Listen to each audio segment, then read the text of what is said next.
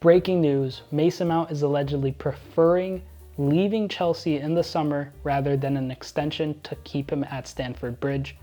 But the team that he is choosing, apparently according to some reports, is one that a lot of people, myself as a Liverpool fan, weren't expecting. So let's get right into it. News broke today from David Ornstein of The Athletic and Fabrizio Romano. Mason Mount wants a move away from Chelsea in the summer. There's been a lot of clubs linked to Mason Mount. You have Liverpool, you have City, you have United, but apparently Mason Mount prefers a move to Manchester United. A fee reportedly around £80 million.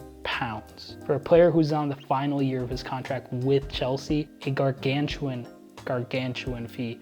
It's a big risk. I think Mason Mount's a fantastic player, but 80 million for 1 year left on his deal is crazy. That is an astronomical fee, a monster move if it does happen.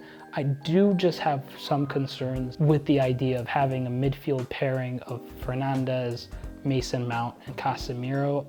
I feel like it's a little too lopsided. You need a different type of profile player, because I feel like Mason Mount and Bruno Fernandes kind of overlap in a lot of positions that they play in.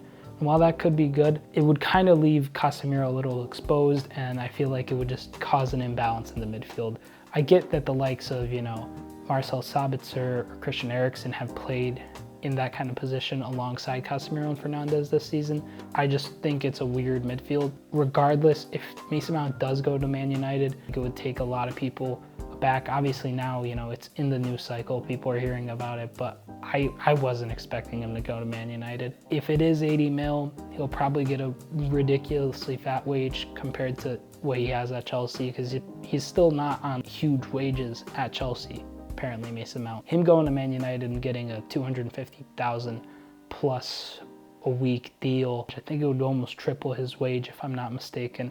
So I think Erik ten Hag will do good things with him. If they do want to use Mason Mount long term, they would need a different, deeper positioned midfielder, I think. Not specifically like a DM like Casemiro, but somebody to play in between the DM and the cam. I just feel like having Mason Mount and Fernandes playing, as a midfield too with Casemiro behind them is I think it's just very prone to getting counterattacked most likely. These guys are professional coaches. They have, their managers who have all the backing of like these massive institutions and sponsors and huge wage bills, and the enormity of the tactics and resources that they have at their disposal. And I'm just here, in front of a green screen, kind of just saying that I don't think it's going to work because I think it's weird.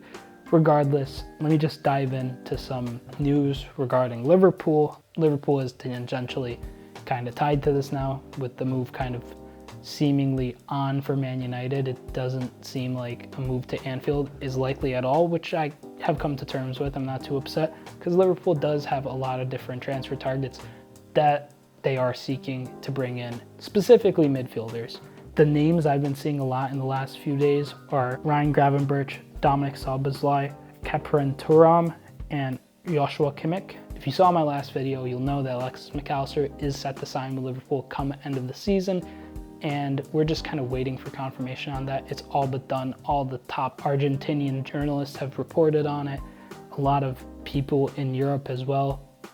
Ornstein of The Athletic and Romano and Liverpool mouthpieces, they're all reporting it, so it's basically a done deal. Usually that's how it goes with Liverpool transfers. You'll get news from like the home country first, and it'll eventually get confirmed by mouthpieces, and we'll find out weeks later when it's officially unveiled how much he costs, how much the player signed for, etc. I look at the four names I just listed: Kimmich, Szoboszlai, Thuram, and Gravenberch. Kimmich, I think, is absolutely a pipe dream to happen. He's 28, I believe, and honestly, I don't think he's the type of midfielder that Liverpool needs. Stylistically, absolutely, but profile-wise, maybe not.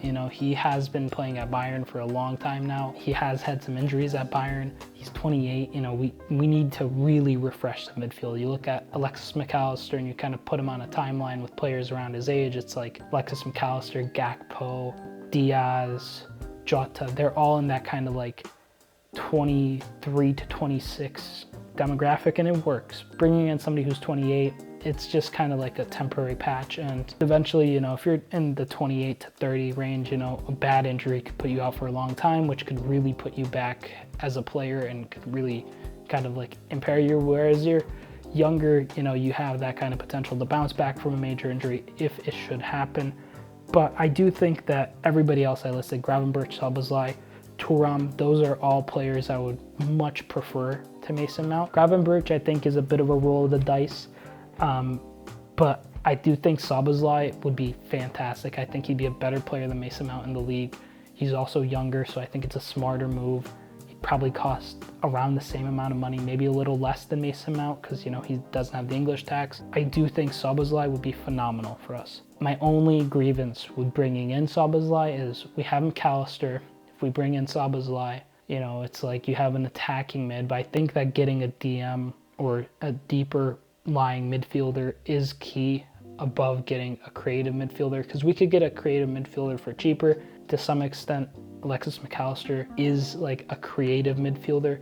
He's obviously not the most prolific with assists or anything. He's not a Martin Odegaard or a Kevin De Bruyne, but bringing in Alexis McAllister does allow Liverpool to become more flexible in possession and out of possession. So I think that's cool. Yeah, those are my thoughts on Mason Mount, how his move to Man United is apparently on, and what I think of the fit at Man United. I think it would be a weird one, but, you know, maybe they'll sign other midfielders, in which case I think it would make a lot more sense to sign somebody like Mount, as long as you are bringing in additional depth at the DM or at the 6 role. You know, a 6 or an 8 really is what Man United need.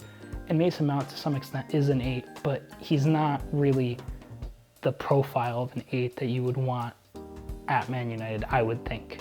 You know, I'm looking from the outside in, and I don't think it would be the best of fits for Man United.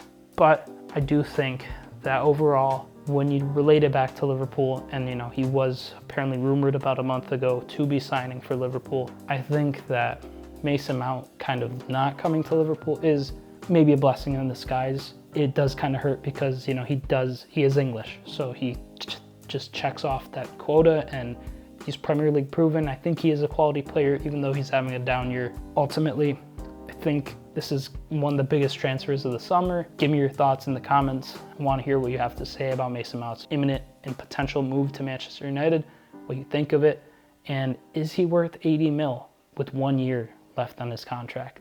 I'm Sideline Sedo. Thank you so much for watching. Peace.